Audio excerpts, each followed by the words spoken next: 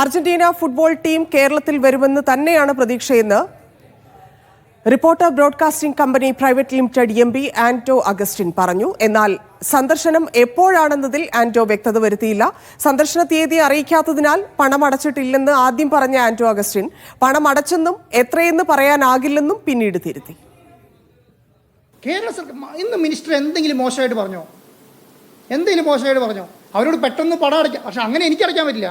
ഞാൻ ഈ ലീഗൽ നോക്കി കാര്യങ്ങൾ മാത്രമേ അടയ്ക്കാൻ പറ്റുള്ളൂ. അത് ഞാൻ ഓൾറെഡി അവരോട് പറഞ്ഞിട്ടുണ്ട്. അത് അർജന്റീന ഫുട്ബോൾ അസോസിയേഷൻ ഇല്ലാത്ത പ്രശ്നം പിന്നെ കേരളത്തിലെ മാധ്യമങ്ങൾക്ക് എന്തിനാ? വരില്ല എന്ന് പറയാൻ ഞാൻ ആളല്ല.